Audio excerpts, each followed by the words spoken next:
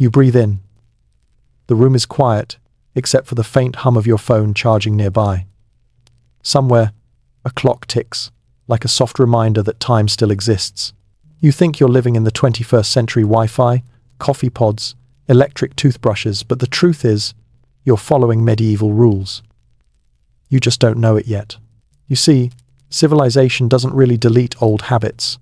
It just hides them under new packaging, like repainting an old tavern sign and calling it a cafe. Many of the ways you eat, dress, queue, argue, even flirt were shaped by dusty regulations written centuries ago by monks, guilds, and royal committees. The names have changed, the settings have gone digital, but the logic remains stubbornly medieval. Take your morning routine. You wake up, brush your teeth, check your messages, maybe wait your turn in line at a coffee shop. In medieval Europe, every single one of those moments would have been dictated by an invisible code of behavior.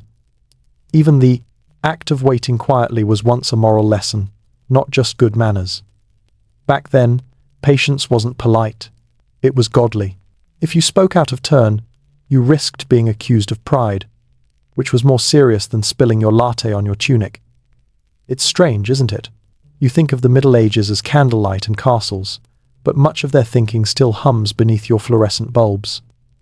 Consider the way we divide our time 7 days. Sunday as rest. That's not from nature.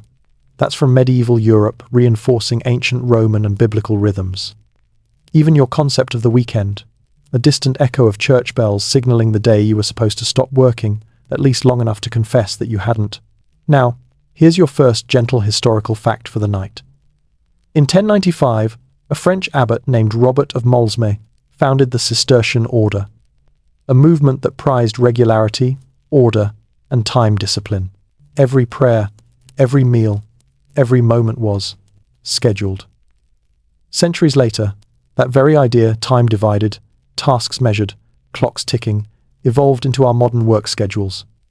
You think your boss invented deadlines? No, monks did. And here's your weird cultural tidbit. Medieval bakers were legally required to sing while kneading dough in some towns, not to entertain anyone, but to prove they weren't secretly stealing flour. Silence meant suspicion. If you've ever filled awkward silence at work with forced small talk congratulations, you're living the baker's rule. Historians still debate whether these codes spread intentionally through doctrine or accidentally through imitation.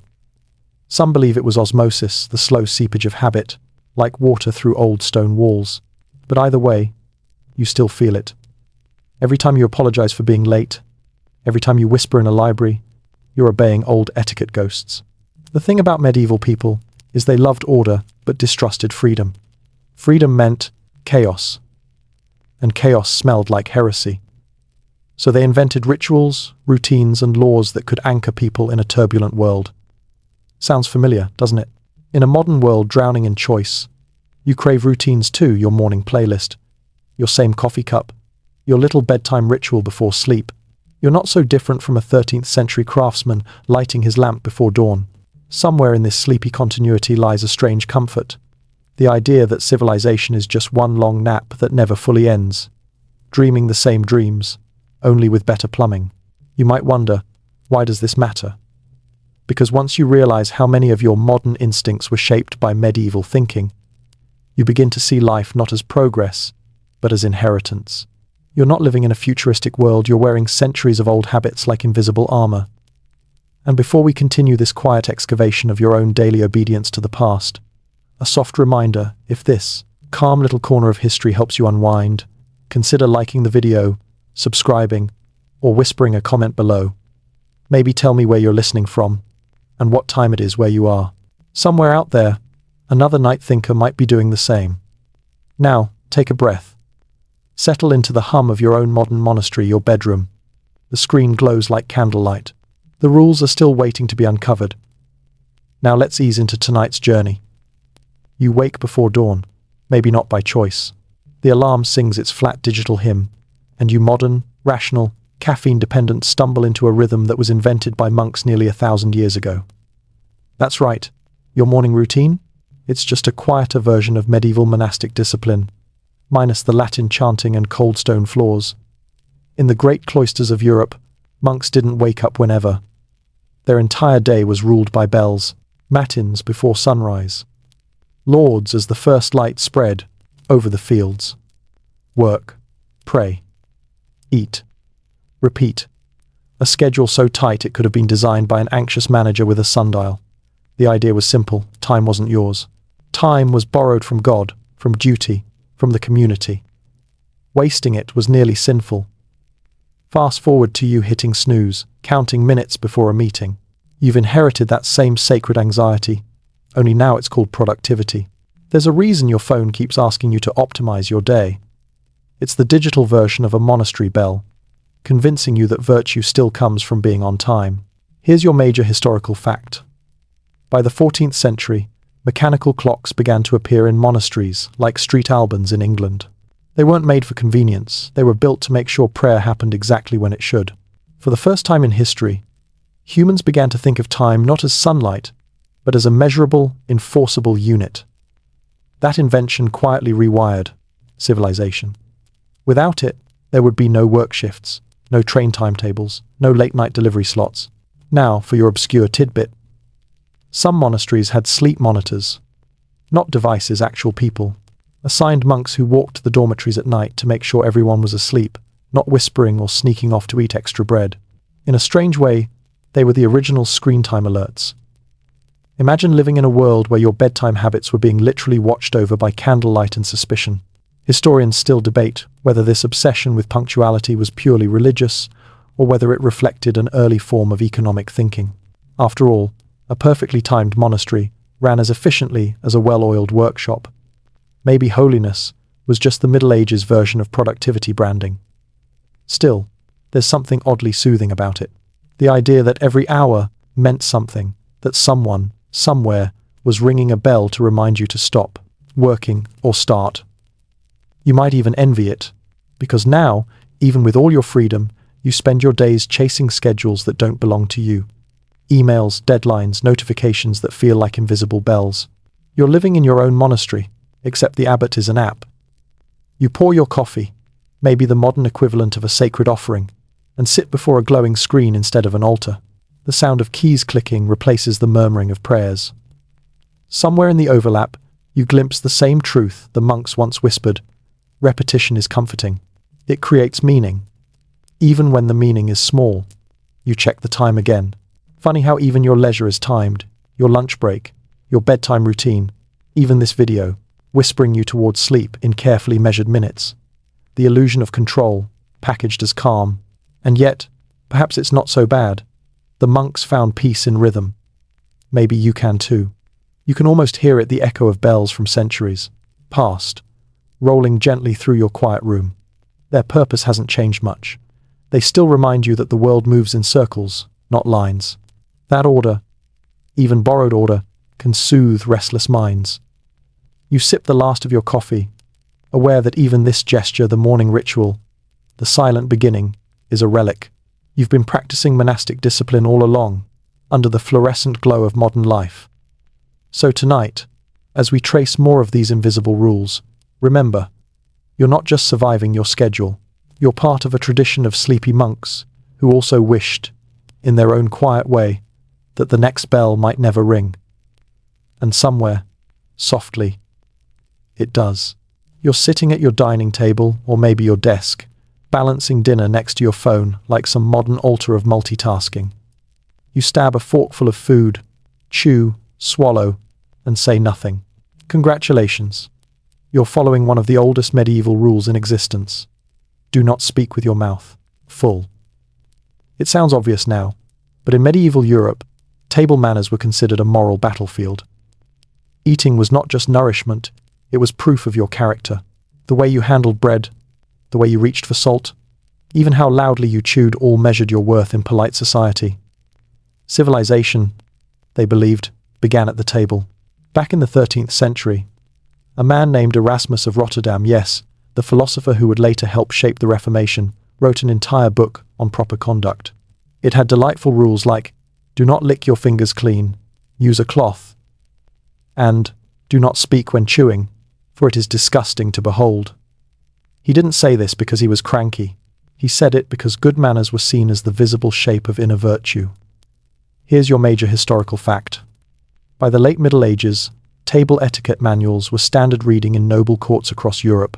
The earliest known one, the Book of the Civilized Man around 1200 CE, was basically the ancestor of modern self-help, centuries before YouTube taught you 10 ways to be more confident. Its rules weren't about hygiene or convenience, they were about signaling discipline, restraint, and social harmony. And your obscure tidbit for tonight. In some medieval banquets, diners were forbidden from blowing on their soup, even when it was scalding hot. Why? Because it was considered an insult to the cook. Apparently, it suggested that their timing, and by extension, their soul was flawed. So people just waited, quietly, burning their tongues in the name of etiquette. Historians still debate whether these strict manners came from Christianity's influence on daily life, or from the slow rise of courtly culture. But either way, the dinner table became a training ground for civilization itself. The assumption was simple. If you could master your appetite, you could master your instincts. If you could behave gracefully while eating meat off a bone, maybe, just maybe, you wouldn't stab your neighbor later. It's funny, though, how little that's changed. You still feel that same invisible pressure when someone watches you eat. You straighten your posture. You chew more quietly. You avoid spilling sauce on your shirt, as if a small stain might expose your moral weakness. Your dining room, or your quiet office lunch, is just the modern hall of manners lit not by torches, but by LED overhead lights. The codes remain. Forks replace daggers, plates replace trenchers, those old slabs of bread people used as plates. But the ritual persists. Share food, show restraint, signal decency. Think about it the proper way to set a table, the left-right dance of fork and knife, the insistence that elbows belong nowhere near the tabletop. None of it came from logic. It came from medieval obsession with hierarchy. Back then, only nobles ate from individual plates. Peasants shared one. The fork itself, when first introduced to Western Europe, was considered scandalously effeminate. Imagine the headlines if Twitter existed in 11th century Venice. Clerics condemn two-pronged heresy, yet slowly, quietly, everyone adapted. They copied the nobles, who copied the courtiers, who copied the church. And centuries later, you're still doing it unaware that your calm, silent meal traces back to those same social experiments in self-control. There's something oddly poetic about it. The idea that civilization was built not through wars or inventions, but through the simple act of learning not to slurp. So as you set down your spoon tonight, somewhere between mindfulness and mild hunger, remember, you're participating in one of the most ancient performances of order. The table is your stage, the meal your script, and the silence, well, that's tradition, whispering through time. Because in the end, the rule was never really about food, it was about humility. The belief that a quiet meal could make a quiet mind. And maybe it still can. The candle burns lower, and our story moves to another room where silence takes on a different kind of power. You stand before a closed door. Maybe it's your boss's office. Maybe it's a friend's apartment. Or maybe, right now, it's your own bedroom, soft light spilling from beneath, waiting to be entered. Instinctively, you knock. Not too hard, not too soft. Just enough to say, I'm here, but I respect that this space isn't mine. That small gesture, 2 taps of knuckle on wood, has a much older soul than you'd expect. The medieval world adored boundaries. Between sacred and profane. Between noble and commoner. Between who could enter a room and who had to wait. In a sense, society was one giant house of locked doors, and every gesture was a form of knocking.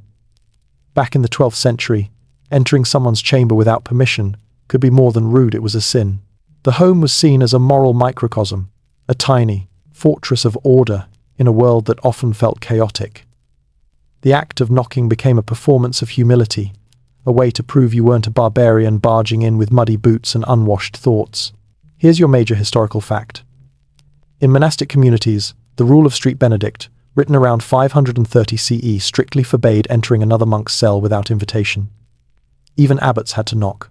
The principle was clear. Privacy was sacred, even among the pious. It was an early recognition that solitude wasn't selfish. It was spiritual maintenance. And your obscure tidbit for tonight. In some medieval towns, especially in Northern Europe, knocking wasn't done by hand at all. It was done with a door ring, a metal animal-shaped handle that one struck like a gong. Each design carried meaning. Lions for strength, snakes for wisdom, grotesque faces to ward off evil. One might say the door itself was your first line of personality, branding an iron emoji, centuries before the internet. Historians still debate whether this emphasis on knocking came from religious humility or simple fear of trespass laws. But the result is the same. The ritual stuck.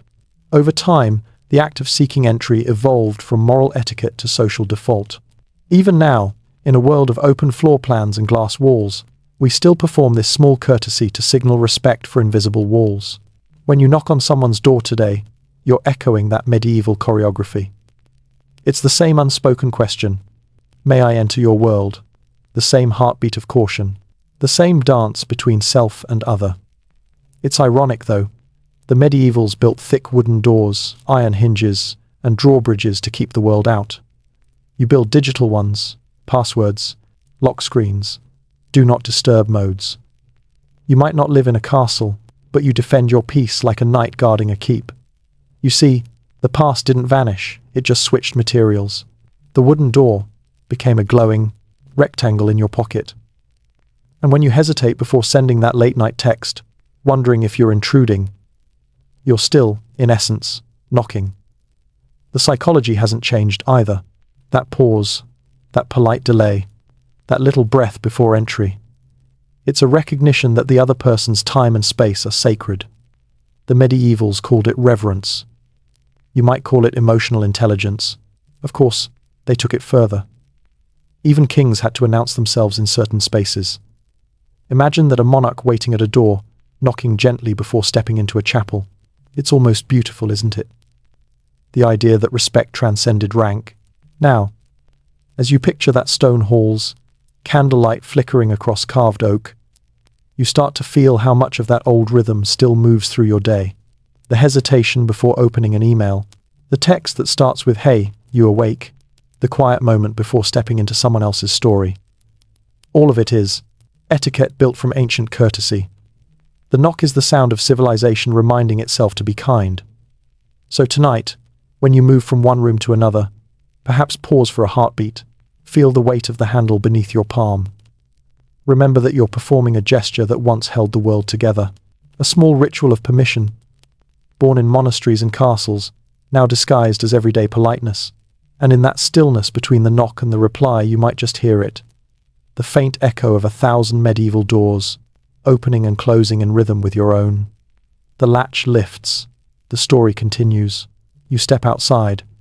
The air feels soft, like the world hasn't quite decided whether to wake up yet. The pavement glows faintly under streetlights, and even though it's modern asphalt beneath your shoes, you're walking an invisible map drawn centuries ago, because medieval cities never really disappeared, they just changed clothes. Under almost every modern town lies an older one, its bones still directing traffic. That odd curve in the road, that awkwardly narrow alley downtown, that inexplicable dead end behind the post office, all relics of medieval design. The past doesn't vanish. It gets paved over. Here's your major historical fact. Many European cities, London, Paris, Prague, Florence, still follow their medieval street grids. These layouts were originally designed not for cars, of course, but for livestock, markets, and gossip. Streets bent around churches and wells, not zoning regulations. The result? Organic chaos that somehow felt human. Today, urban historians, you can trace medieval water routes, pilgrim paths, and trade zones simply by walking modern blocks. The way your city feels isn't accidental, it's a memory. And your obscure tidbit.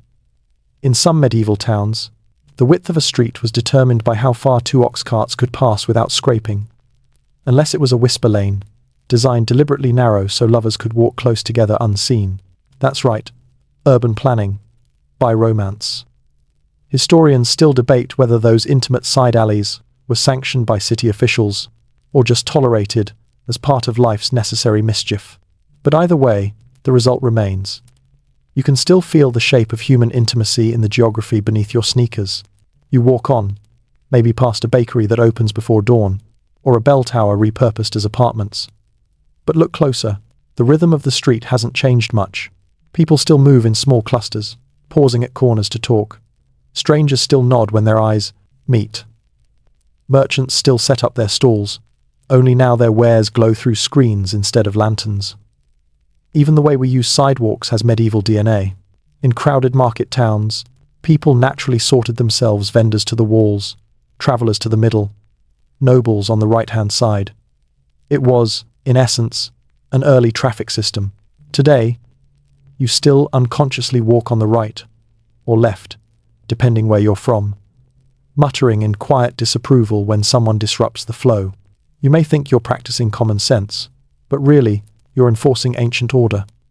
The medieval street was also an information network, a place to overhear, to see and be seen. People read the world through its sounds. The blacksmith's hammer, the priest's bell, the gossip of fishwives. Each tone carried meaning.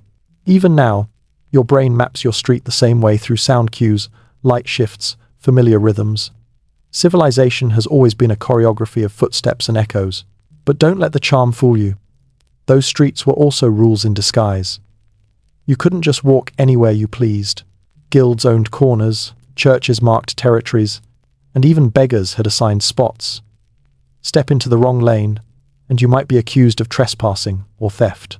Today, the signs are digital, private property, employees only, but the logic is identical. There's comfort in that, strangely. The idea that, for 1,000 years, people have been negotiating space, learning how to pass each other without collision. Your walk through town tonight isn't just exercise. It's a continuation of that ancient etiquette of movement. Picture, for a moment, a medieval traveler walking the same line you do now, the same heartbeat, the same uneven stones, though perhaps with the smell of bread instead of exhaust. He'd carry a staff, you carry a phone. Both of you navigate by invisible rules, where to walk, when to speak, how to look like you belong. And if you listen closely, beneath the hum of modern life, you might still hear the old world breathing through the cracks, the shuffle of boots, the faint call of a vendor hawking pears, the creak of a cart that never truly stopped rolling.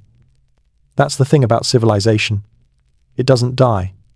It composts. The past becomes the soil beneath your every step.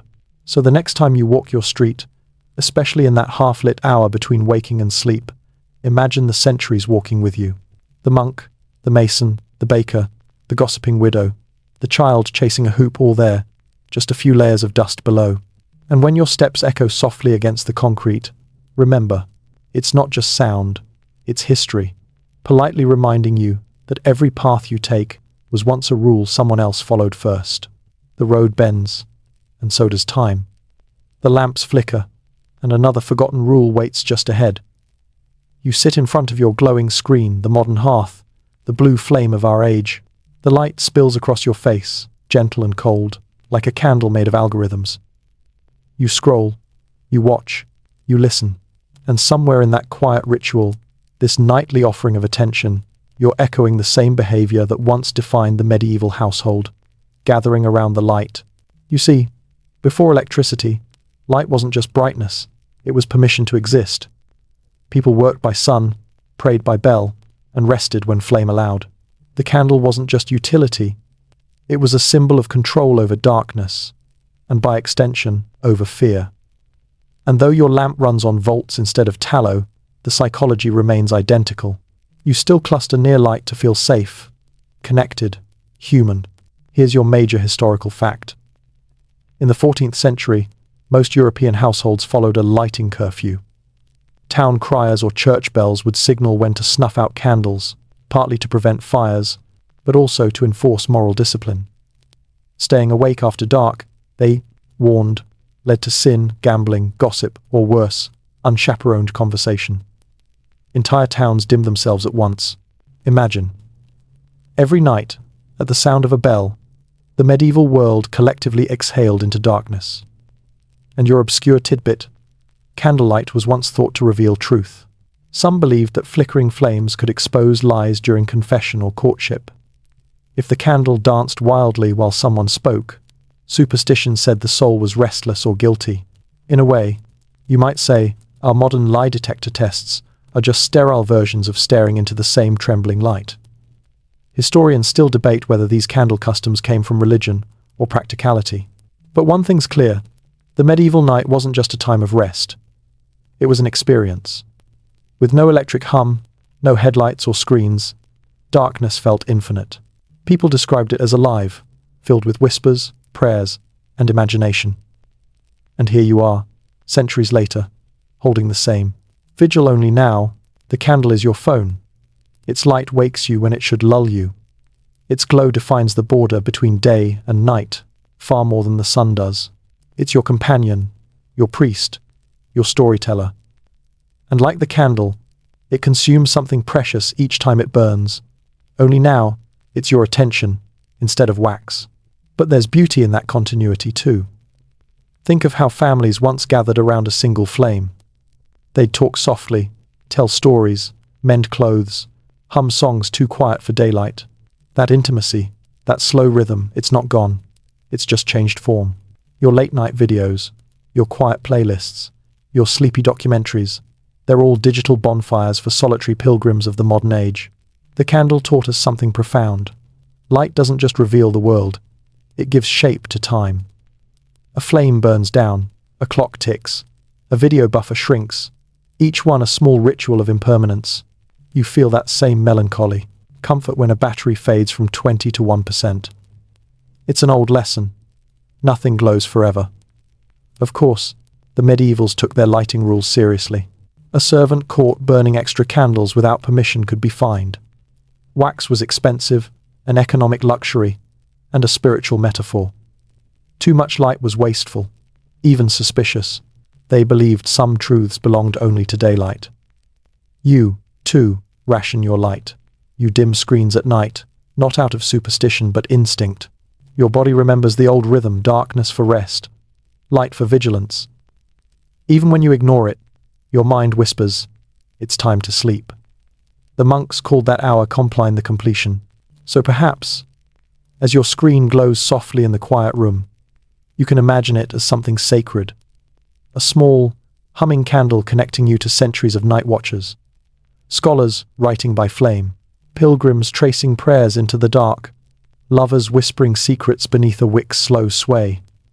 Your light is their light, just reborn in code. And as you prepare to close your screen tonight, let that glow linger on your skin for a moment longer. Not as distraction, but as inheritance. A reminder that even in our most modern solitude, we're still medieval creatures, keeping faith with the flame. Somewhere, far away, a bell marks the hour. The room dims, and another quiet rule flickers into view. You pull on a shirt in the morning without thinking about it. Cotton, clean, neutral. Maybe you choose dark colors because they go with everything, or maybe because bright ones feel a bit too loud for a workday. But underneath that simple choice lies 1,000 years of medieval morality stitched into every seam. In the Middle Ages, clothing wasn't fashion, it was confession. What you wore revealed who you were, how honest you were, and most importantly, where you stood in the grand hierarchy of sin and salvation. Every thread whispered status, and in many ways, it still does. Here's your major historical fact. Between the 12th and 15th centuries, Europe was governed by sumptuary laws, rules that literally dictated what people could and couldn't wear based on class, profession, or even mood. In England, for example, only nobles could wear ermine fur. Merchants could wear silk, but not purple silk. And if a farmer dared to appear in a velvet doublet, that was more than bad taste, it was defiance against divine order. The church framed these laws as moral, not material. Vanity was a sin, modesty was salvation. And so, by policing clothes, they were policing the soul. And here's your obscure tidbit for tonight. In some parts of medieval Italy, widows were required to wear black for 2 full years after a husband's death, except on Sundays, when they were allowed grey. Grey, apparently, was the colour of cautious joy. If a woman broke this rule, she could be fined or even shamed in public as unrepentant. Imagine Instagram comment sections in 14th century Florence. Historians still debate whether these laws were genuinely religious or just convenient tools for controlling society. Probably both. When wealth began trickling down to merchants and craftsmen, the nobility panicked. Suddenly, anyone could look rich, and that threatened centuries of visual hierarchy. So, they turned morality into fashion policing. The irony? You still follow the same invisible commandments.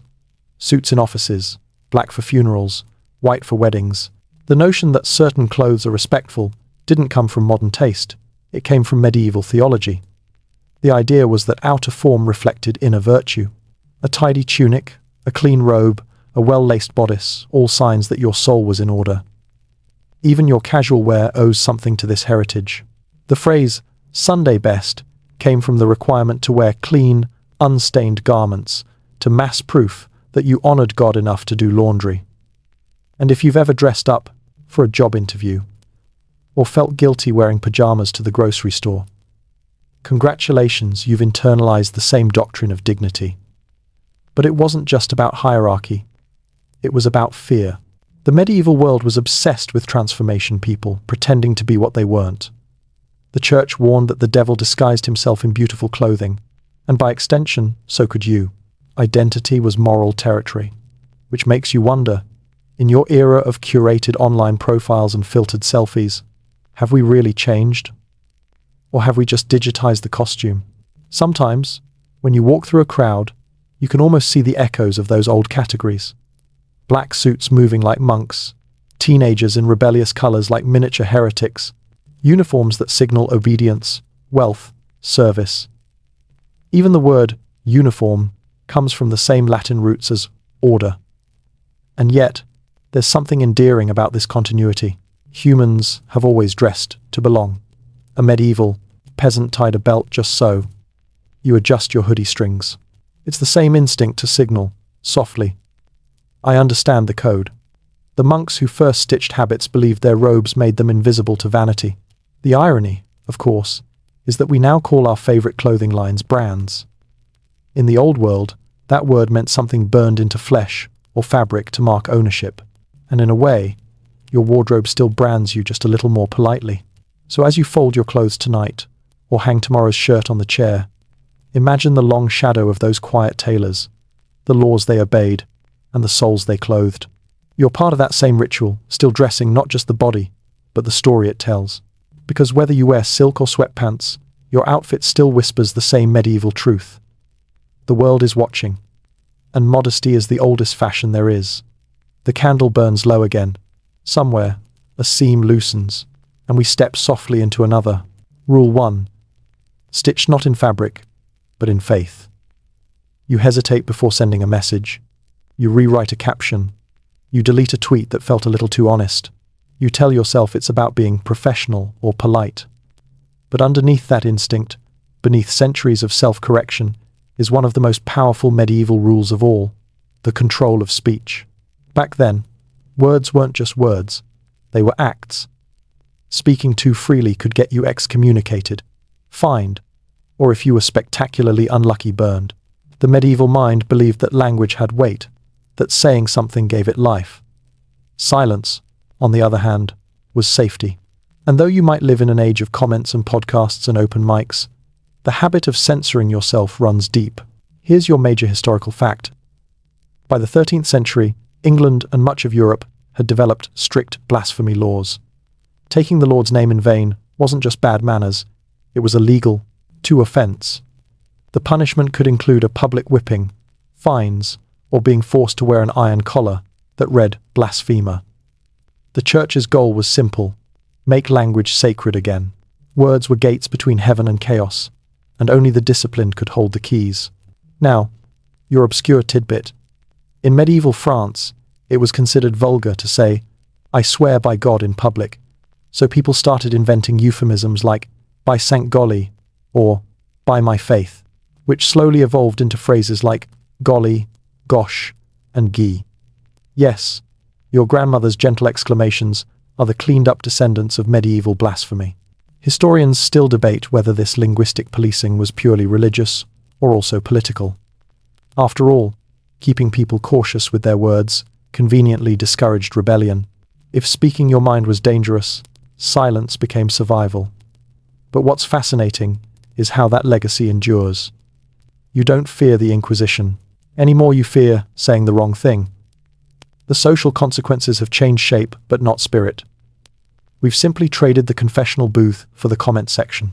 The church once taught that the tongue was a wild beast, needing constant taming. So they trained people to speak with care, to measure tone, to avoid offense. That same logic built the foundations of what we now call etiquette.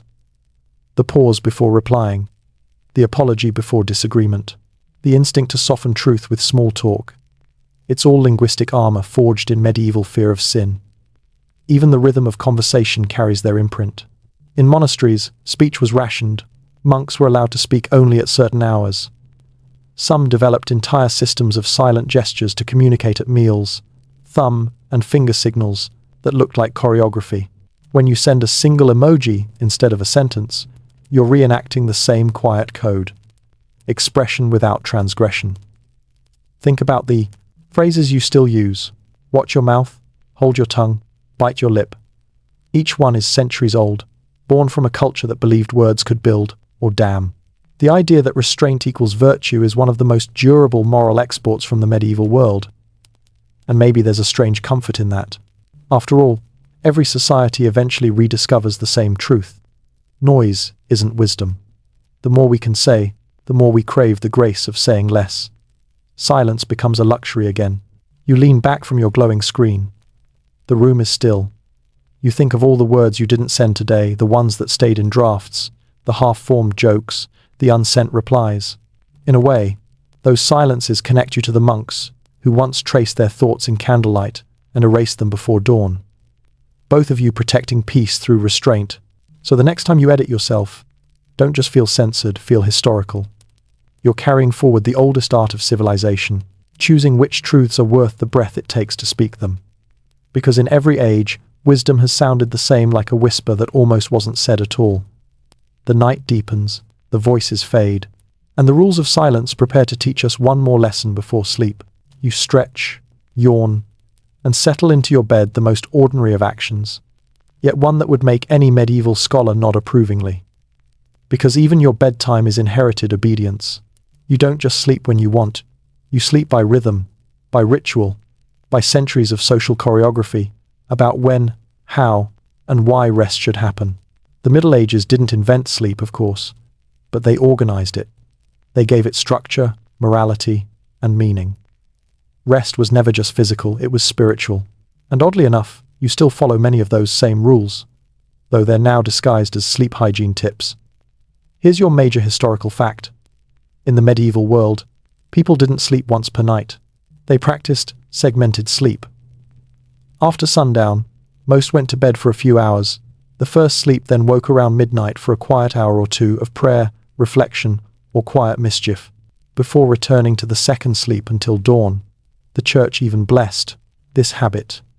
Priests encouraged midnight prayers, and candles were kept burning in monasteries to guide those who woke. You might think of this as insomnia, but back then it was holiness. Waking at midnight meant your soul was paying attention. And your obscure tidbit: in some regions, people sprinkled dried lavender or crushed rosemary into their bed straw, not for the scent, but to repel night spirits believed to cause nightmares or paralysis.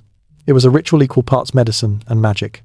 In fact, the phrase "sleep tight" may come from the practice of tightening rope supports beneath mattresses so the sleeper wouldn't fall through, a nightly act of discipline before rest. Historians still debate why segmented sleep vanished. Some say industrialization forced humans into a single long rest to match factory hours. Others think the spread of artificial lighting erased that sacred middle night pause, compressing the night into something efficient. Either way, we lost more than a pattern. We lost the idea that rest could have texture. Even now, though, you keep fragments of that old world. You light a candle, or its digital twin, a lamp with a warm tone. You check your door locks, ritual. You pray, or scroll, both meditations of a kind. You climb into bed, performing the same symbolic gesture your ancestors did, laying down your body as proof of trust. The world outside can wait. The night is holy again. Sleep, to the medieval mind, was rehearsal for death, but not in a morbid way. They believed it was a daily return to God's workshop, where your soul was quietly repaired while you rested. Morning, then, was resurrection. That's why so many early prayers begin with phrases like, "Thank you for returning me to the light." And though you might not phrase it that way, your groggy morning gratitude, the sigh, the coffee, the whispered, "I made it," isn't so different. You lie still for a moment, feeling the strange comfort of lineage. The sheets might be cotton, not straw, but the weight of them carries memory. You are repeating the oldest act of trust humanity knows, surrendering to darkness, believing you will wake again. And then there's the pillow, the most personal relic of all. The medieval household treated pillows as moral objects. Too many meant luxury, vanity. Monks slept without them to prove humility. Some nobles, however, filled theirs with herbs for dreams, believing they could steer the subconscious. You, too, curate your sleep with lavender sprays, white noise, playlists, modern sacraments for rest. The truth is, bedtime has always been a confession. The way you end your day says what you value most: control or peace, silence or noise, surrender or struggle. And when you turn off your light tonight, you're keeping a vow first whispered by candlelight in the 12th century, to let the body rest so the mind can wander elsewhere. So, as your eyelids grow heavy and your thoughts slow to a gentle drift, remember, this isn't just your bedtime, it's civilization's. Every night since humanity tamed fire, we've been practicing the same ritual, retreating from noise, folding into quiet, trusting that morning will come. And somewhere in that stillness, you share a rhythm with monks, peasants, and kings alike. A communal hush across centuries. The room darkens, the story exhales. Another unseen rule waits quietly in the morning light. You wake up, squinting at the pale light leaking through your curtains. Somewhere, an alarm insists you rejoin civilization. You stretch, check your phone, maybe scroll through a few messages before deciding whether you feel human yet. But beneath this sleepy ritual, this familiar return to the world is one of the oldest routines humanity ever standardized: the sacred morning. In the Middle Ages, the morning wasn't just the start of a day, it was a declaration of order, a small victory over chaos. Night represented temptation, laziness, even the devil's playground. Dawn meant discipline, virtue, and divine approval. If you've ever felt slightly guilty for sleeping in, congratulations, you're still living under medieval theology. Here's your major historical fact. By the 8th century, monasteries across Europe followed a structured morning prayer called lauds. It began just before sunrise, when the sky turned faintly blue. The monks believed that to wake early was to meet God halfway, to prove loyalty through punctual consciousness. This ritual gradually spread beyond monasteries, shaping everything from church bells to working hours. The phrase, "the early bird catches the worm," pure medieval morality, translated into folk wisdom. And your obscure tidbit, in 13th century Paris, it was illegal for bakers to sleep past dawn. They were expected to have their first loaves ready by the time church bells rang for prime, around 6 a.m. A city inspector known as the bread warden would walk the streets before sunrise to make sure ovens were lit. Being caught asleep was a public scandal worse than burnt bread. So, if you've ever bragged about being an early riser, you're unknowingly auditioning for a medieval virtue pageant. Historians still debate whether this obsession with early waking came from genuine piety or from the practical needs of agrarian life. Perhaps both. But the outcome was unmistakable. Waking early became moralized. Time itself became proof of character. Even now, you can feel the echo. The self-help books telling you to own your morning. The motivational videos urging sunrise productivity. The guilt that sneaks in when you start your day at noon. You may not fear divine punishment anymore, but you still fear judgment from your calendar, from your reflection, from invisible expectations inherited from monks with candles and alarm bells. Yet there's something undeniably poetic about mornings too. That clean, quiet, the feeling of restarting. Medieval people saw it as a miniature resurrection. Every dawn, they said, was proof that mercy renews itself daily. That's why even the poorest villager whispered a brief prayer before stepping into the fields. Thank you for the light. The gratitude wasn't metaphorical, it was survival. You step outside, the chill bites softly at your skin. The world smells of dew, of beginnings. A bird calls somewhere an ancient alarm clock. You walk past a neighbor already at work, and you feel that small, shared acknowledgement. The day has begun, and both of you have agreed to play your parts in it. Notice how mornings still feel like rules. You brush your teeth, drink your coffee, maybe read a few lines on a glowing screen. You follow the same script every day, not because anyone forces you, but because it anchors you in something larger. The medievals would call that habit of devotion. You might call it routine. Same idea, different branding. Even breakfast carries their ghostly influence. The word itself, break fast, was born from the church's fasting schedule. For centuries, Christians abstained from eating until after morning prayers, literally breaking the fast of night with the first light of day. The modern breakfast meeting might feel secular, but the ritual is still sacred in structure. Eat, speak, plan, pray to your inbox. So as you sip whatever passes for your morning elixir, imagine the thousands of mornings before this one. The monks lighting their candles, the bakers kneading their dough, the farmers crossing themselves before stepping into mist. All of them obeying the same unwritten law. Greet the light with purpose. And you, sitting in your own quiet dawn, are no different. You are one more link in the chain of mornings, stretching back to the first bell. The medieval day began with devotion, not deadlines. Maybe that's a rule worth reviving. The sun climbs higher, the air warms, and beneath its calm brightness, another ancient rhythm begins to stir the hour, when work becomes worship and habit becomes history. The day begins in earnest. You clock in, or open your laptop, or simply straighten your posture ready to be productive. You tell yourself it's your choice, your career, your identity. But the truth is, the very idea of work as honor, as community, as a thing tied to your self-worth, is a medieval invention. You're still serving a guild, you've just renamed it the company. In the Middle Ages, work wasn't just a means to earn bread. It was a moral category, a declaration of purpose. The great medieval theologian Thomas Aquinas wrote that labor was divine imitation, a reflection of God's own creative act. That's how the West fell in love with the idea that work equals virtue. To toil was to pray with your hands. And if that sounds suspiciously like the modern rise and grind mindset, it's because the monks started it first. Here's your major historical fact. By the 12th century, craft guilds were formalizing across Europe. These were collectives of artisans, bakers, weavers, blacksmiths, masons, each guarding their trade secrets like holy relics. They didn't just set prices and training standards, they defined ethics. A dishonest craftsman wasn't merely bad at his job, he was a moral failure. Guild charters often began with invocations to saints, promising to serve both God and the quality of their work.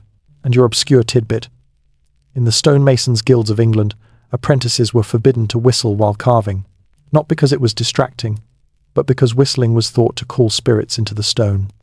The superstition lasted for centuries, long after anyone remembered why. Even now, no whistling at work signs appear in some old workshops, relics of that vanished belief. Historians still debate whether guilds were early unions protecting workers or subtle tools for social control. Probably both. What's certain is that they established the first professional identities. A baker wasn't just a baker. He was the baker. His craft was his surname, his destiny. Sound familiar? The way you define yourself now by job title, by specialization, is just a high-tech echo of that medieval logic. Your open plan office, your digital Slack channels, your professional ethics statements, they're all guild codes, rewritten. The medieval craftsman swore oaths of secrecy to preserve his art. You sign NDAs. He paid dues to his guild. You subscribed to professional associations. He earned badges and ranks: apprentice, journeyman, master. You climb career ladders and collect certifications. The vocabulary of progress never changed, only the tools. The guild also gave birth to something you might not expect: the weekend. Not directly, but by sanctifying holy days of rest. The church insisted that every worker deserved time away from labor for spiritual renewal. When guilds later adopted that rule, it evolved into the concept of regular breaks eventually, 2 days off per week. So your modern Saturday morning laziness is, ironically, a small act of monastic obedience. Still, there's a darker echo too. Guilds were exclusionary. They decided who was worthy to work. Outsiders, foreigners, women, anyone unlicensed were shunned. That same shadow lingers in modern career hierarchies, in job titles that confer belonging or invisibility. Civilization keeps inventing new uniforms for the same gatekeepers. Yet, there's something undeniably beautiful about the medieval idea of mastery. To make something well wasn't just survival, it was devotion. The mason carved angels no one would ever see, tucked beneath arches 40 feet high, because he believed God saw them.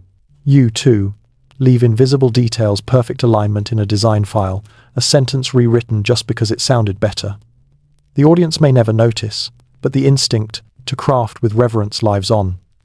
Maybe that's what the Guild truly gave us, the notion that work could have soul, that to build, mend, or design something with care was a way of touching eternity. So tomorrow, when you sit down at your workstation, whether it's a glowing screen or a kitchen counter, remember the lineage. You're part of a vast, unseen brotherhood of makers, each one whispering the same vow, to do the work well, even when no one is watching. And as you pause for a moment, stretching your hands like a tired mason beneath stained glass, you realize you've been following the Guild's rules all along. You've just traded chisels for keyboards and parchment for pixels. The bell tolls softly. Somewhere, a workshop closes its shutters, but the rhythm of labor continues steady, sacred, and stubbornly medieval. You glance at the time again. Maybe it's on your wrist, glowing on your phone, or blinking from a monitor. You tell yourself you're checking it out, of habit. But really, it's something deeper. That soft compulsion to measure the moment, to know where you are in the day, is not a modern anxiety. It's a medieval obedience. The clock still rules you, just as it ruled them. Before the 13th century, time was fluid. People worked by the sun, prayed by the bell, and slept when their bodies told them to. Then something revolutionary and quietly terrifying happened. Humanity built machines that could divide the day into identical, relentless pieces. The invention of the mechanical clock didn't just measure hours, it created them. Here's your major historical fact. Around 1283, the first large mechanical clock was installed at Dunstable Priory in England. Its purpose wasn't commerce or science, it was prayer. Monks needed precise signals for the 7 daily offices: matins, lauds, prime, terce, sext, none, vespers, and compline. The bell rang not for efficiency, but for holiness. Yet that same rhythm soon escaped the monastery walls and marched straight into the marketplace. By the 14th century, cities like Milan and Paris built public clocks not to remind people of God, but of debt, duty, and deadlines. And your obscure tidbit: medieval clocks didn't have hands. They rang bells at set intervals because most people couldn't read numbers. The sound told them where they stood in the day. If you think about it, your phone's notification chimes are the same thing, bells disguised as tones. Each one says, it's time to move. It's time to act. Historians still debate whether this shift was progress or punishment. Before clocks, time felt circular based on cycles of light, labor, and harvest. After clocks, time became linear, countable, sellable, ownable. You could now waste time, a concept that would have baffled your ancestors. The medieval invention of measurable time turned existence into economics. And you, centuries later, still live in their shadow. You schedule your hours, track your sleep, set timers to maximize productivity. You wear time like armor, fearing the silence between alarms. You call that control, but really, it's devotion. You are the monk of your own digital monastery, rising to every chime. Even language carries the memory. Deadline, overtime, timetable. Each a descendant of those first monastic bells, tolling the hours into being. But there's beauty here too. Clocks gave humans the ability to share rhythm across distance. A city synchronized for the first time, bells uniting strangers who never met, all turning their faces to the same invisible pulse. That's the origin of civilization itself, strangers moving in harmony. When the clock tower first appeared in a medieval town, it was treated like a miracle. People gathered to watch the mechanism move, as though it were breathing. They called it the heartbeat of the city. And though your clocks are silent now, embedded in glass and code, the effect is the same. Every second you count ties you to that ancient heartbeat. Sometimes, though, it's worth remembering that the monks didn't build clocks to hurry life. They built them to sanctify it, to make sure each hour was noticed, not wasted. The original purpose of timekeeping was mindfulness, not stress. To live by the hour meant to treat every segment of the day as holy, complete in itself. Imagine reclaiming that version of time, not as a whip, but as a bell, not as a countdown, but as a breath. You glance again at the small numbers glowing on your screen. The digits mean nothing on their own, yet you feel the same quiet awe the medieval villagers felt when they first saw gears turn in the tower. You're watching the invisible structure of existence tick on, faithful and unstoppable. And for a moment, you smile, because despite all the centuries between you and those monks, you're still obeying the same sacred rhythm. One ring, one breath, 1 hour at a time. The minute passes. The bell fades. And somewhere, beyond the ticking, the next rule begins to stir, one written not in gears, but in gold. You open your wallet, or maybe your banking app, and feel that small flicker of satisfaction, numbers aligning, a sense of control. Then, almost immediately, a shadow of guilt. You tell yourself it's about budgeting, or taxes, or impulse spending. But that quiet unease isn't modern anxiety. It's medieval morality whispering in your ear.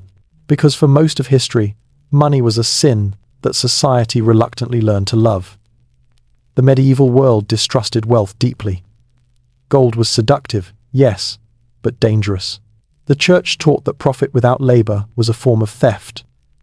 And those who dealt in money, especially lenders, were viewed as walking contradictions. Necessary to society, but morally suspicious.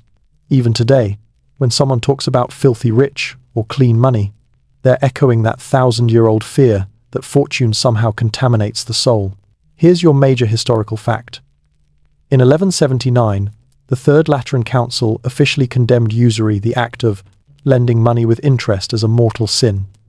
The reasoning was almost poetic. Money, they said, was barren.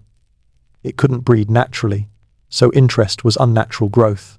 To make money from money was to cheat time itself, to mimic creation without divine consent. Yet markets didn't stop, they adapted. Merchants invented clever contracts and coded language to disguise interest as fees or gifts. Thus, the first loopholes were born, and finance quietly became theology in disguise.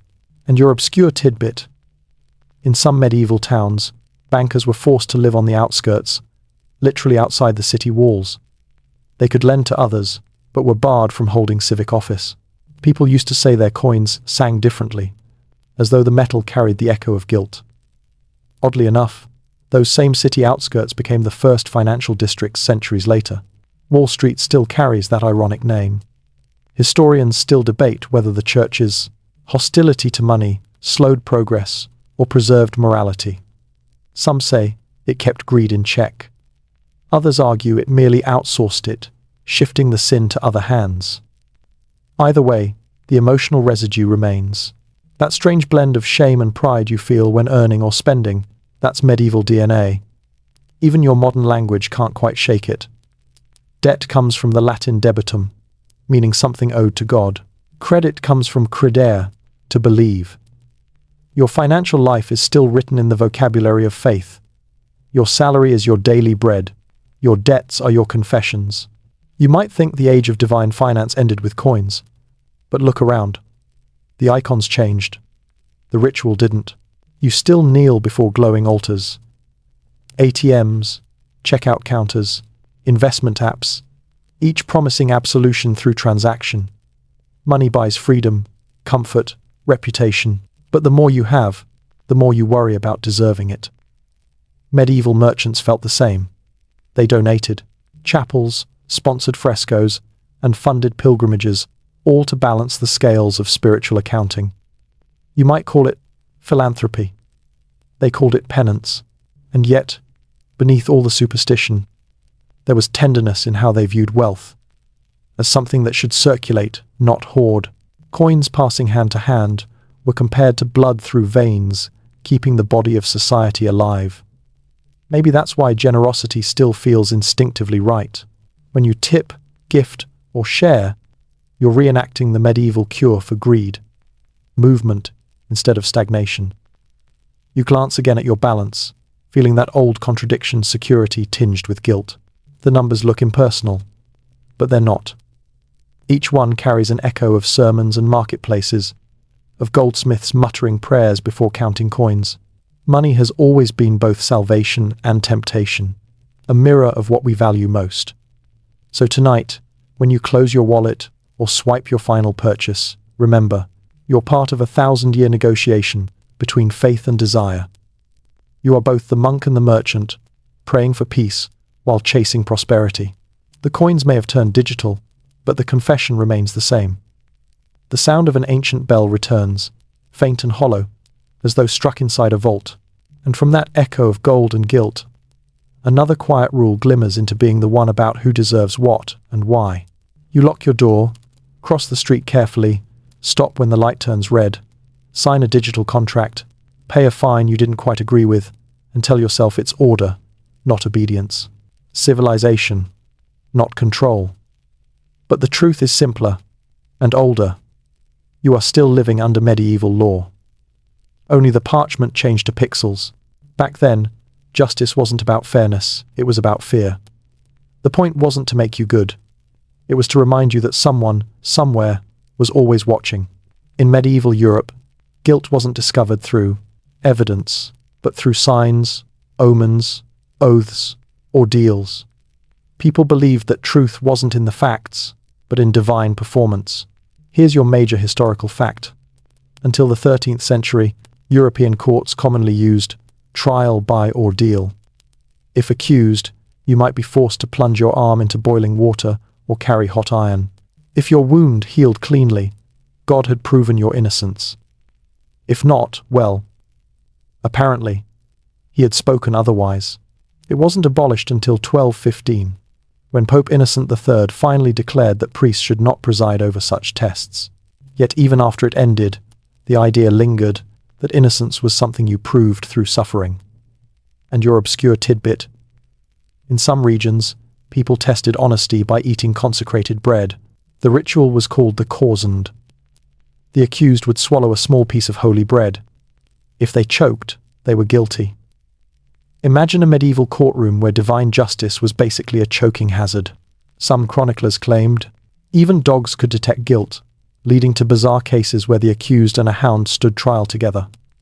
Historians still debate whether this system reflected faith or fear, but its legacy is everywhere. You still act like someone's watching, even when they aren't. You still equate calmness with innocence and defensiveness with guilt. Courtrooms still rely on confession as moral theatre, and society still loves to punish visibly because seeing pain feels like seeing justice.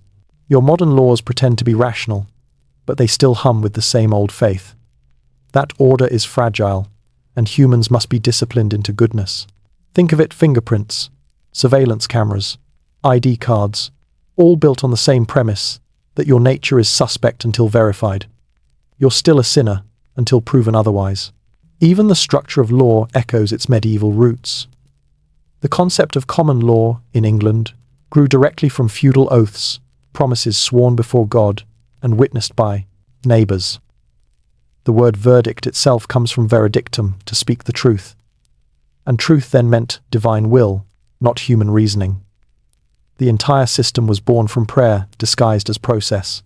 And when you stand in a courtroom today, surrounded by robes, rituals, oaths, and Latin phrases, you're stepping into a living cathedral of that same logic. The solemnity, the raised hand, the phrase, "So help me God," all relics of the medieval belief that only fear could keep us honest. Even outside the courtroom, that structure persists. You monitor yourself constantly.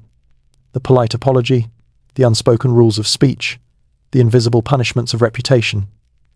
It's all social law, no less binding than chains. You scroll carefully, post cautiously, word your opinions as though the town square might erupt at any moment. It's not paranoia, it's training. The medieval courtroom has simply moved online, but there's something strangely human in all this. The belief that order requires ritual, that justice must feel sacred to be real.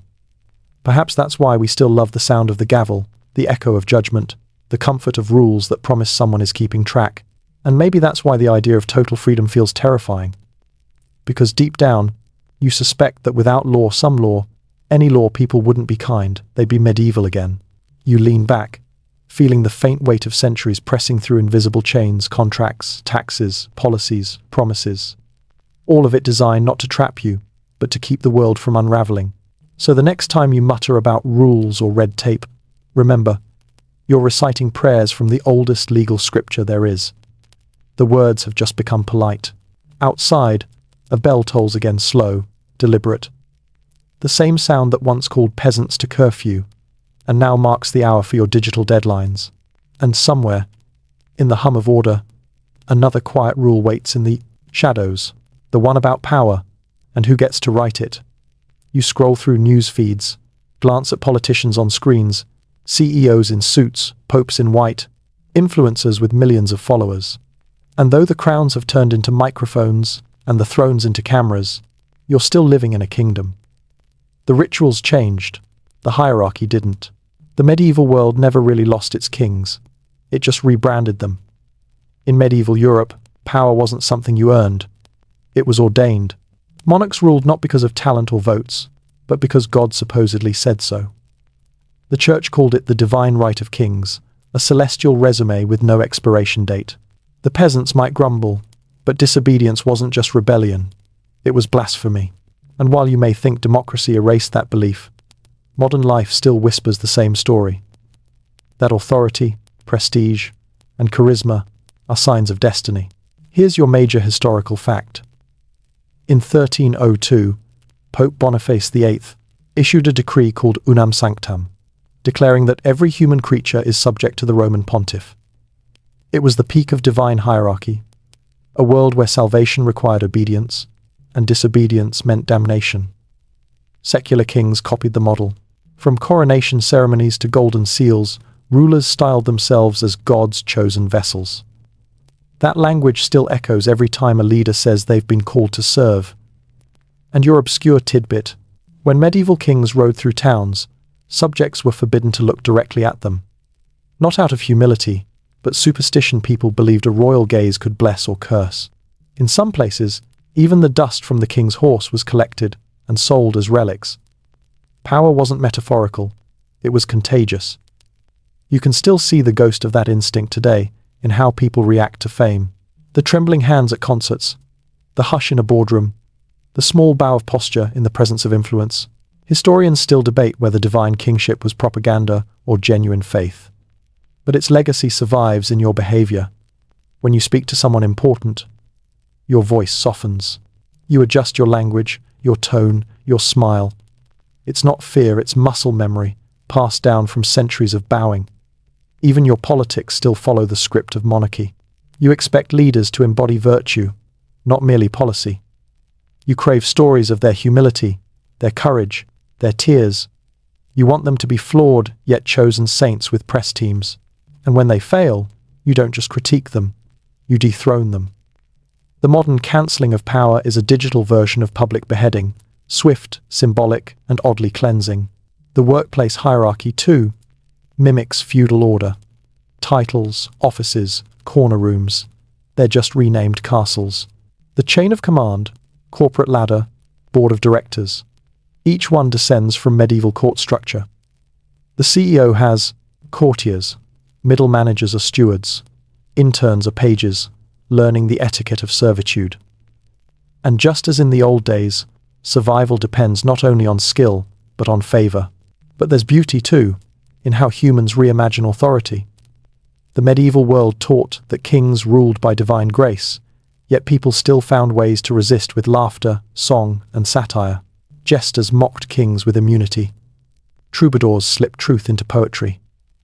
That tradition lives on in comedians, writers, artists. The gentle rebels who remind us that even crowns can rust. You, too, play both roles, the servant and the jester.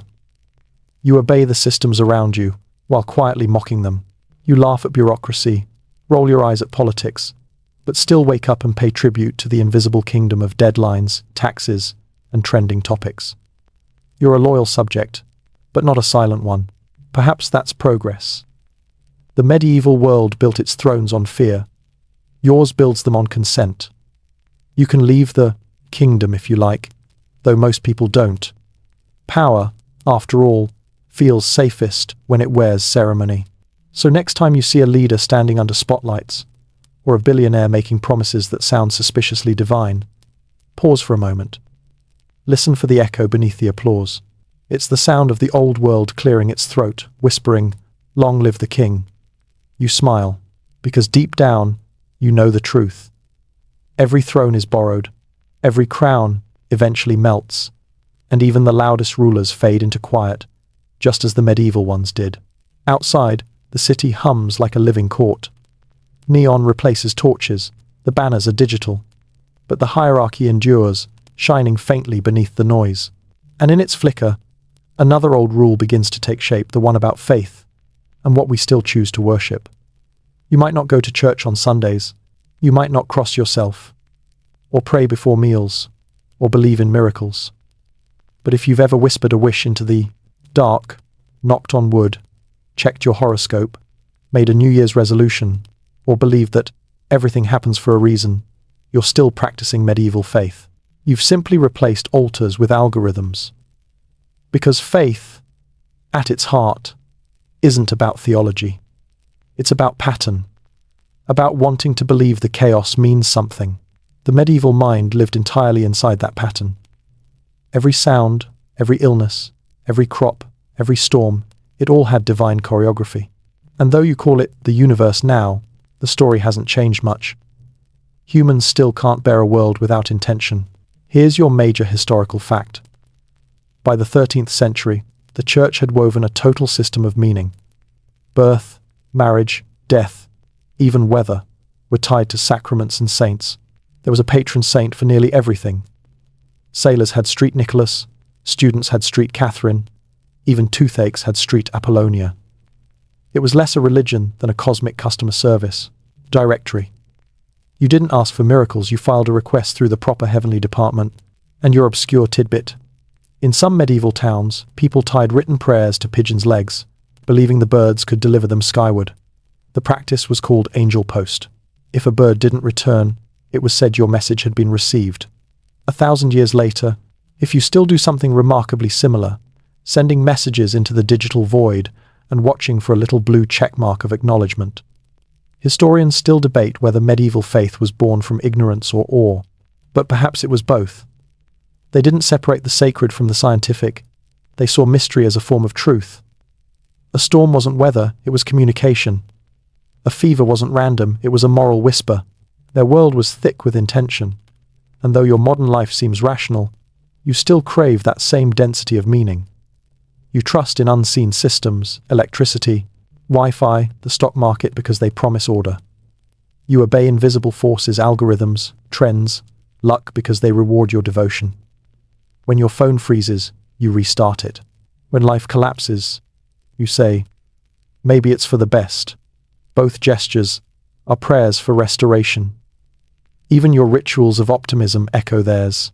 Lighting a candle, wishing on birthdays, promising to manifest something, these are modern saints' days in disguise. The form is secular, but the yearning is sacred. You still want to believe that good behavior earns blessings, and that someone, somewhere, is listening when you whisper into the void. And confession never died, it just went public. The medieval penitent knelt before a priest. You post your thoughts online, hoping absolution comes in the form of likes. Both acts serve the same need, to be seen, forgiven, and return to the world lighter than before. But maybe that's not a failure of reason. Maybe it's a quiet success of the human spirit that after all these centuries, we still insist on finding warmth in the unseen. Faith, even unspoken, is the ember that keeps meaning alive. So tonight, when you close your eyes, think of the millions who once knelt under the same stars, whispering their small hopes into the same darkness.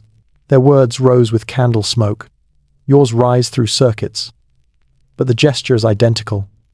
A hand reaching towards something that feels infinite, asking only for peace. You may call it luck, chance, energy, or nothing at all, but the act itself is holy. And as the night deepens, you realize that belief never vanished. It just changed its wardrobe. The candlelight flickers in the corner of your mind. The air feels still, reverent. Somewhere beyond the dark, another rule waits patiently. The one about love, and how even that, too, was once written in Latin. You think you fall in love freely through chemistry, coincidence, or algorithms. You swipe, you text, you choose. But the script you're following, how you flirt, commit, argue, and even break up, was written centuries ago. The medievals invented romantic love as we know it, packaged it in poetry, sold it as virtue, and quietly installed it in your heart. You're still quoting their verses every time you say, "I just want something real." In the Middle Ages, love wasn't merely emotion, it was moral education. It taught you humility, devotion, patience.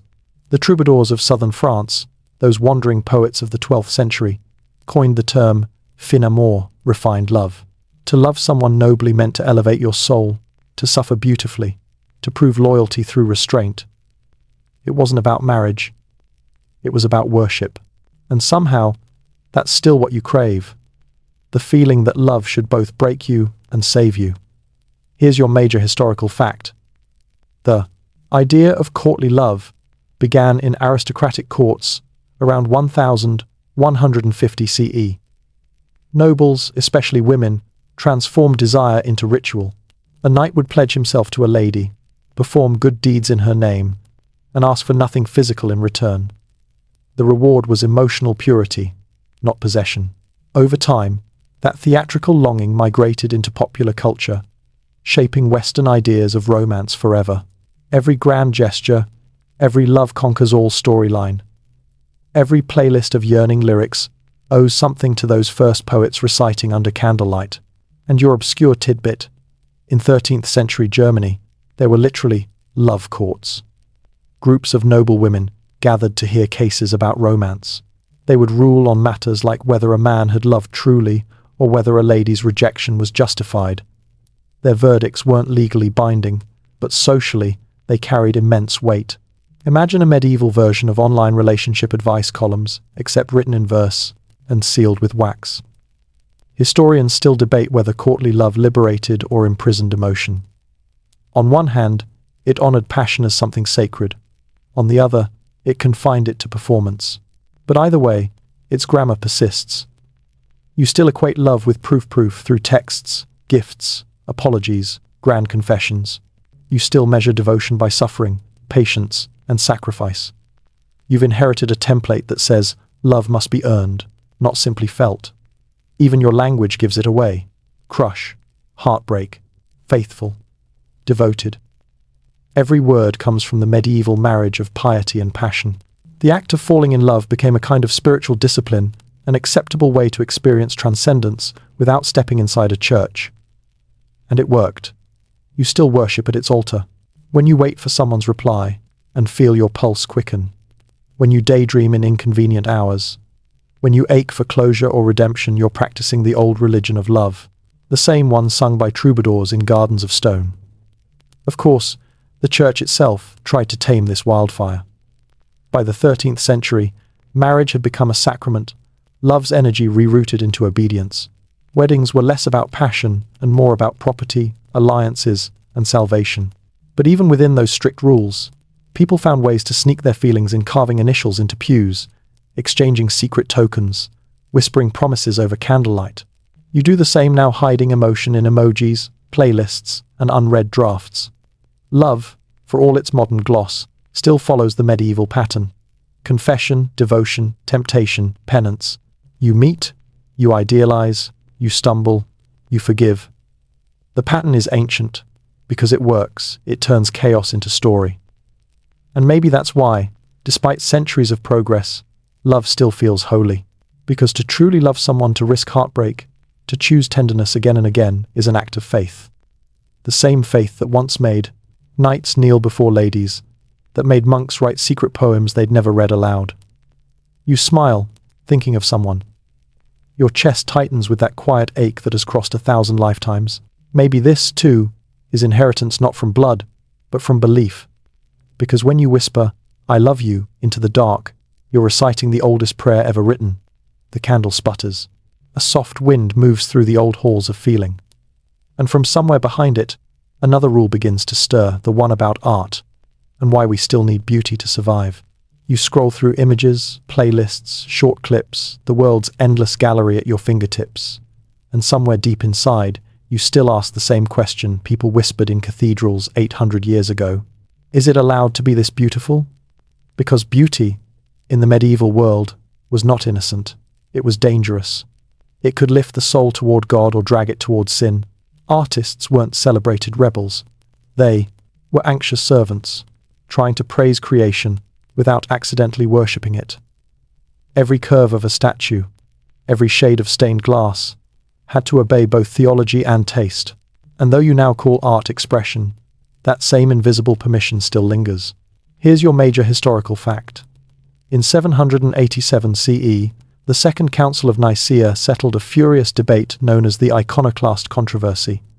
Whether it was moral to depict the divine in images, those who favored destruction claimed pictures were idolatry. Those who defended them said beauty itself could be holy. The decision to allow sacred art changed Western civilization.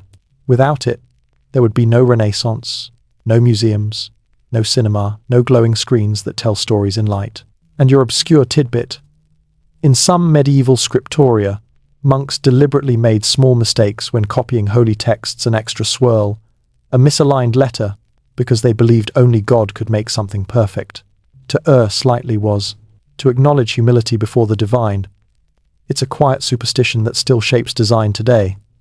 The flaw that proves authenticity, the human touch that algorithms can't fake. Historians still debate whether medieval art was born from faith or fear, maybe both. Cathedrals soared toward heaven because everyone wanted to build proof of belief, but they also had to hide human pride behind devotion. The sculptor could spend a lifetime carving angels and never sign his name. Anonymous perfection was the rule. And yet, beauty slipped through anyway. The shimmer of glass, the glow of pigment, the grace of line all declared, in silent rebellion, that creation itself was worth loving. When light hit those stained windows, people wept. Some thought it was God's presence, others just thought it was good craftsmanship. Either way, the experience was transcendence. You feel the same when you pause at a photograph, a song, a color that feels too alive. You might not call it divine, but your reaction is medieval, or mixed with guilt. The little voice that says, "You should be doing something productive," is the echo of the same sermons that once told peasants to beware of pleasure. Beauty still asks forgiveness before it enters the room. Even the way we talk about artists hasn't changed. We call them gifted, as though talent were bestowed from above. We expect them to suffer, as if creativity requires penance. The starving artist is just the monk in a studio apartment, renouncing comfort for vision. But the deeper truth is this: beauty has always been our way of negotiating with time.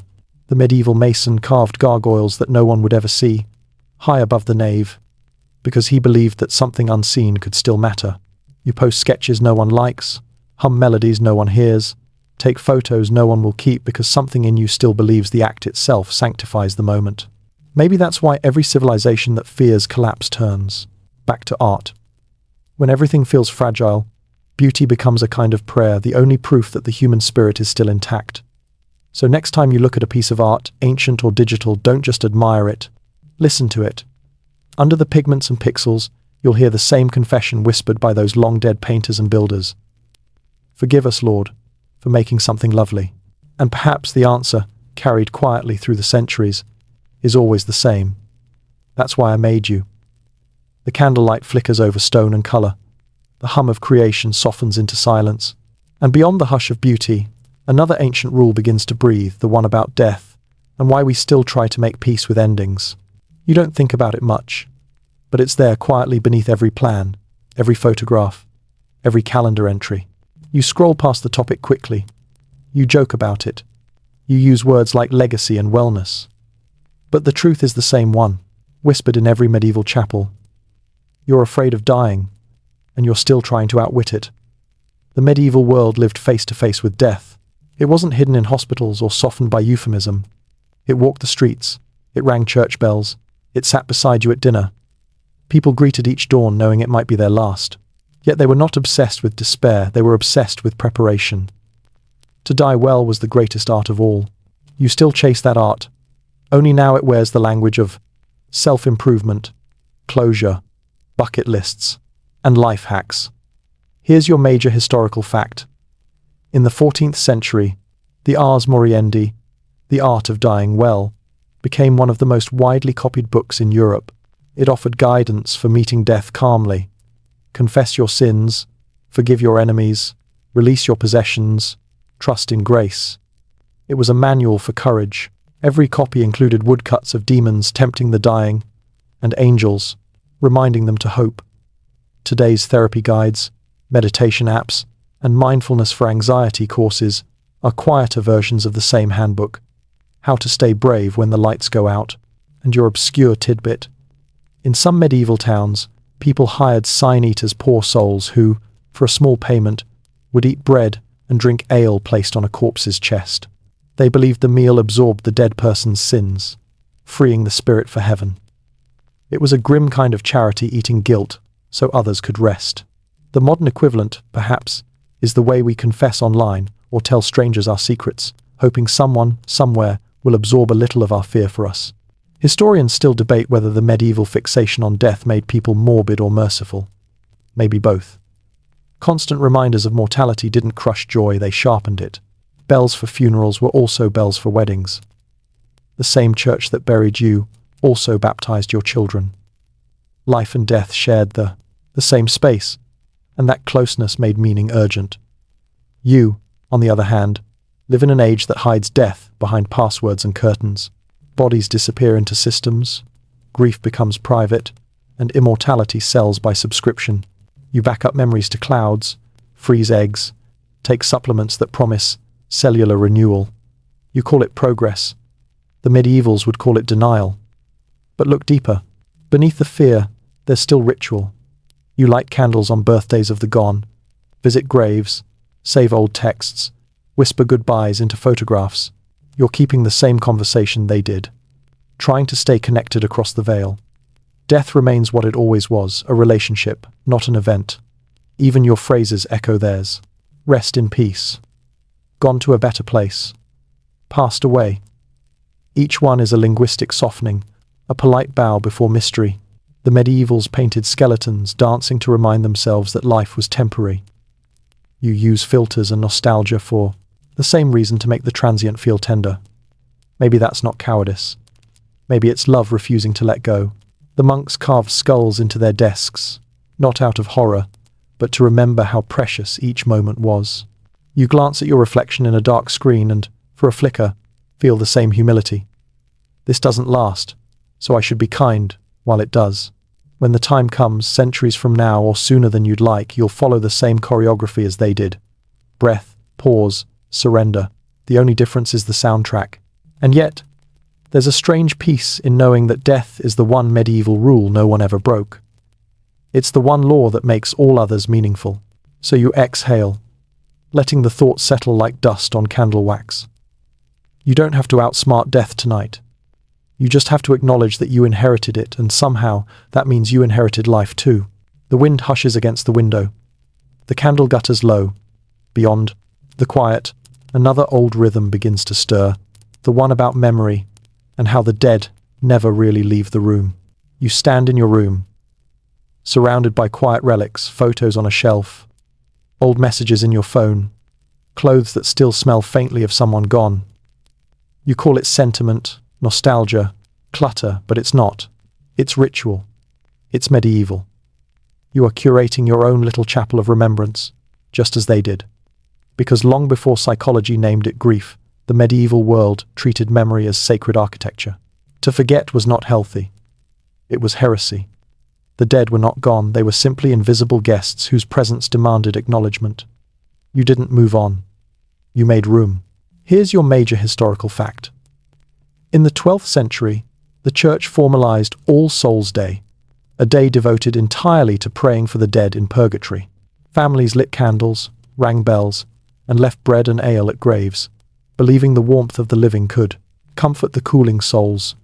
Over time, the custom evolved into a vast network of memory, masses for the departed, names inscribed in parish books, offerings given in their honor.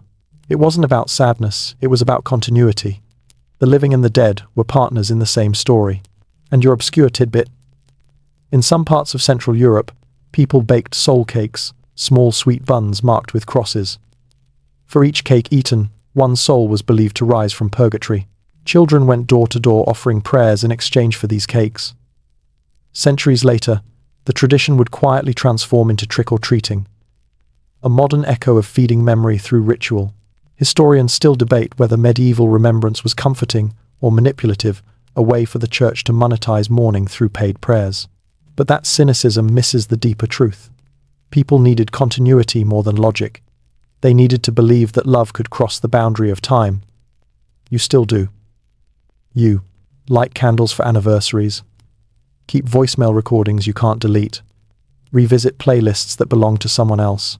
Every repetition says the same thing. I remember you, and by remembering, I keep you real. The medieval world would have called that an act of mercy. Memory itself was a spiritual practice then. Monks trained their minds like libraries, building memory palaces to hold sacred texts.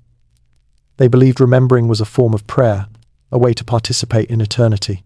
You practice the same craft when you scroll through your own archives, retracing digital footprints of people and moments you've loved. Your phone is a 21st century reliquary, humming quietly with ghosts. Even your language carries their echo. Remembrance. Legacy. In loving memory, each word assumes that the past is not past, it's a living presence that asks for conversation. That's why forgetting still feels like betrayal. You inherited that guilt straight from the cathedrals. But there's also grace in this inheritance. Memory softens the harshness of mortality. It turns loss into texture, something you can touch without bleeding.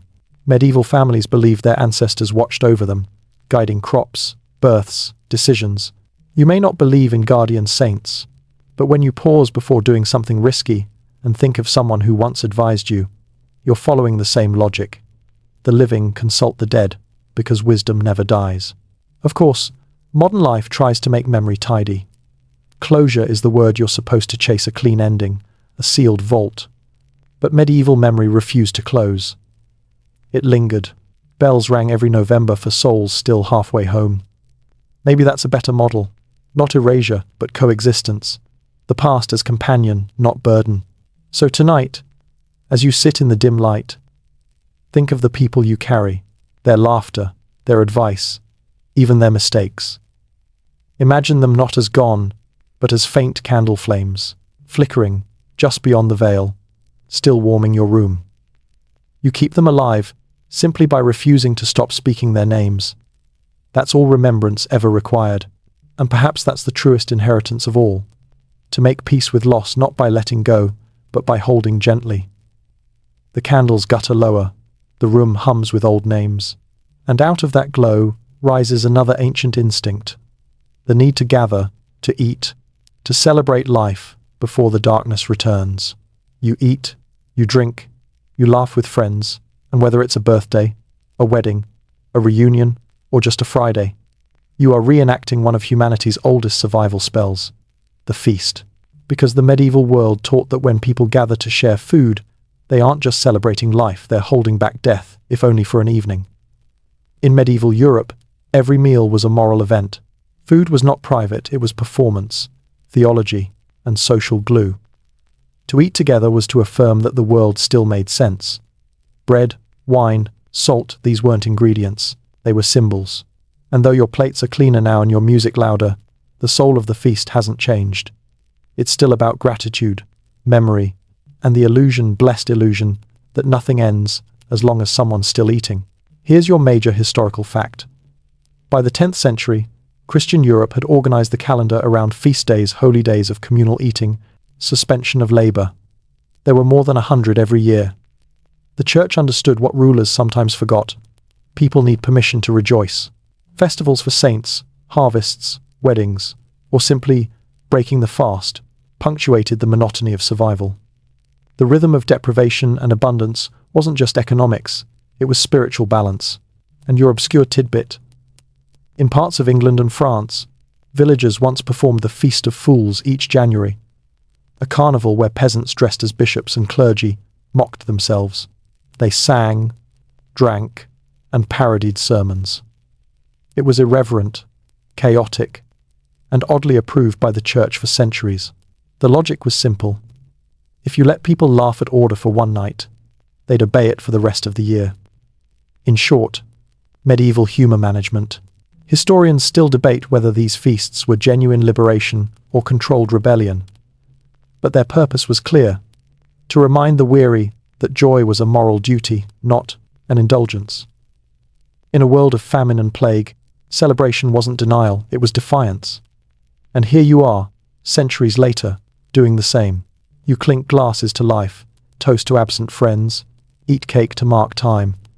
Even your modern phrase comfort food is an echo of their logic. Nourishment as salvation. When you say, let's eat together, you're offering communion, whether you mean to or not.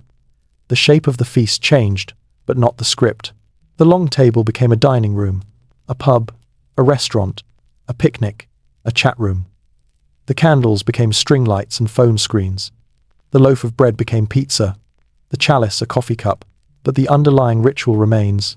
Gather, consume, remember you're not alone. And though you might not say grace, the silence before the first bite is still a prayer. A small, wordless thank you to the forces, human or divine, that kept you alive another day. Feasts also carried another quiet rule: reconciliation. Medieval villages required enemies to share bread at communal tables. It was an unwritten law. If you could eat together, peace could be rebuilt. You follow that instinct too, inviting someone you've argued with for coffee, hoping the bitterness dissolves in warmth. The table remains our truest altar. And when you post photos of food online, you're doing something the medievals would understand perfectly. They painted banquets on walls, embroidered feasts onto tapestries, not to brag, but to immortalize abundance. They believed joy deserved witnesses. You do the same, except your frescoes glow on screens instead of chapel walls. Maybe that's the real lesson of the feast. It's not about food, or even about people. It's about proof that life continues, that laughter still fits in the mouth, that grief and hunger can sit at the same table without swallowing each other whole. So tonight, as you finish your meal alone or among friends, imagine the centuries sitting beside, the peasants with mugs of ale, the monks with loaves of rye, the nobles with gilded spoons. You're all at the same eternal supper, raising glasses across time. And when you lift yours for a final sip, think of their old toasts. To life, to mercy, to the next sunrise. The candles flicker lower, laughter fades to murmurs, and through the gentle hush that follows, another rule rises like music, the one about sleep and the blessed art of ending a day well. You stretch again, the laughter has faded, the dishes are done or ignored, the light dimmed to gold. The night, patient as ever, opens its arms. You tell yourself you're simply going to bed, but that small act of surrender is the oldest ceremony you still perform exactly as they did. For medieval people, sleep wasn't just rest, it was rehearsal for eternity. The body lay down like the earth in winter, and the soul, freed for a few hours, wandered heavenward to dream. To wake was to be reborn. Every night was a tiny death, every dawn a resurrection. And though you now think in terms of sleep cycles and melatonin levels, your rituals are still liturgy. The dimming of light, the soft closing of doors, the whispered promises of tomorrow. Here's your major historical fact. In 15th century Europe, the bed blessing was a common nightly prayer. Parents would sprinkle holy water on their children's blankets and recite asterisk, Benedicat te Dominus, in somno, et in vigilia. Asterisk, may the Lord bless you in sleep and waking. Beds were treated as thresholds, half tomb and half cradle. People believed dreams could carry divine messages or demonic trickery, so crossing into sleep required protection. The modern bedtime routine, checking locks, turning off devices, tucking yourself in, is a secular echo of those same protections. And your obscure tidbit. In some English villages, sleepers placed a slice of bread by the window for wandering souls. If the bread was gone in the morning, they said, a spirit had taken comfort. The custom faded, but the gesture survives. You leave a light on, or keep the TV murmuring. so the house doesn't feel alone. We still make offerings to the dark, only now they glow with electricity. Historians still debate whether medieval night was peaceful or terrifying. With no artificial light, the world became infinite and alive. Wolves howled, spirits walked, and the imagination filled the silence. But maybe that's exactly what the night is for, to remind us of scale. You stare at your phone before bed, watching tiny stars of data drift across a black screen. The monks stared at the real ones. Both of you search for meaning in the same darkness. Sleep, then and now, is faith disguised as habit. You close your eyes, trusting the world will still exist when you open them. You loosen your grip on consciousness and let time rearrange itself without supervision. You think it's biology. The medievals thought it was mercy. Either way, it's by surrender, the one ritual that unites saints and skeptics alike. The more you slow down, the more the old pattern emerges. You breathe deeply. The air cools. The sound of the outside world fades to something. Ancient wind, maybe. Or the faint ticking of your modern clock. Itself descended from a monastery bell. Your pulse matches that rhythm. The day exhales through you. In that half-dreaming space, you could almost hear them. The centuries of sleepers before you. The peasant in straw. The monk under wool. The queen in linen sheets. The soldier under stars. All breathing in the same tempo. All trusting the same quiet. You don't need faith to join them. Just stillness. So as your mind drifts toward the edge of waking, imagine the night not as emptiness, but as inheritance. You are lying inside history's heartbeat. The stars above you are the same candles your ancestors once prayed by. The darkness that wraps you is the same cloak that covered their fears and hopes. And like them, you will rest obedient to the oldest law of all. The air grows heavy, slow. The story itself begins to yawn. But one final rule waits just beyond the horizon. The one about morning and the grace of beginning again. You stir. Somewhere beyond your window, a pale light begins to rise, the kind that doesn't ask permission. The air feels clean again, like a page turned quietly in the dark. Morning. Once more, the world has decided to let you start over. You open your eyes into forgiveness. For the medieval soul, dawn wasn't just another hour. It was renewal in its purest form. The monks called it lauds, the hour of praise. Every sunrise was a resurrection, proof that mercy renews itself daily. You may not bow your head at first light, but when you breathe deep and feel that faint pull to begin again, you are obeying their oldest prayer. Grant me one more try. Here's your major historical fact. By the 12th century, the morning bell had become civilization's metronome. It called monks to psalms, bakers to ovens, farmers to fields. The bell wasn't a command, it was an invitation. Its note said, "You're still here, use the day well." That same instinct hums beneath your alarm clock. You may groan, curse, hit snooze, but the message is the same. You have survived the night. The world, somehow, is willing to begin with you again. And your obscure tidbit. In parts of rural France, people once washed their faces at dawn with dew gathered from churchyard grass.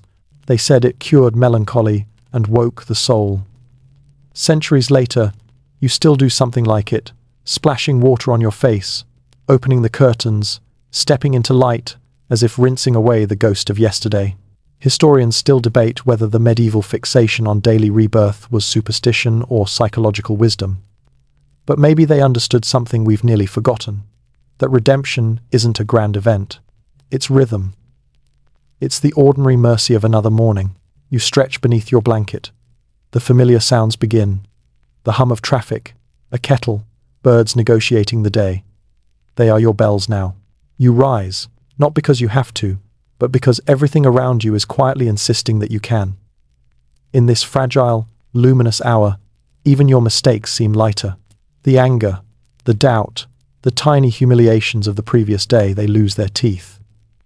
The medievals believed dawn was when angels walked among the living, taking inventory of who still had hope. Maybe that's what this softness in the air is. A small census of resilience. You glance around your room, the books, the clothes, the faint warmth from last night's lamp, and realize each object is a survivor too. Everything endures by rhythm. The candle burns, the stars fade, the body sleeps, The day begins. The pattern holds. The world, somehow, remembers its lines. You've been living under medieval rules all along, obeying the bell of time, trusting rituals, fearing chaos, loving through patience, sleeping toward renewal. And maybe that's not confinement. Maybe it's belonging. Because the truth is simple and older than every law, every church, every screen. You are a creature of cycles. You rise, you rest, you return, you mourn, you feast, you forgive. The rules you've inherited aren't prisons, they're lullabies written by ancestors who wanted life to make sense. So you stand, let the morning light touch your face, and just for a breath, feel grateful that you are still part of this long, slow choreography of being human. The clock ticks, the kettle hums, the sun climbs, the day begins again. And somewhere, in the vast cathedral of history, 1,000 bells ring softly, not commands, not reminders, but blessings. You made it through the night. That's all the rule ever asked. The story quiets now. The light is fully awake, and the words themselves begin to stretch and yawn. The medieval world folds back into the fabric of morning. Bells dim, the candles fade, the cloisters dissolve into streets and screens. You sit in the hush that follows learning something ancient, that nothing you do is truly new, and that's a comfort, not a curse. You eat, speak, love, fear, rest, all within an inheritance of gentle repetition. The old rules, once carved in stone or whispered in Latin, still move invisibly through your days, keeping you from falling apart. The heartbeat of time slows. Each breath feels longer now, like walking through sunlight underwater. You think of the monks rising in cold dawns, the bakers singing to their dough, the artisans polishing their craft by candlelight. They're still here, somewhere, in every quiet ritual you keep. Let the thought soften you. Let it slow your pulse. You don't have to fix or finish anything tonight. Civilization has been practicing this same rhythm for 1,000 years. Working, waiting, resting, waking. It's enough just to exist inside that rhythm for a little while. The room is still. The day ahead is patient. The past has forgiven you. Close your eyes now. Let the rules fade to whispers. You are safe. You are part of the pattern. You are allowed to rest.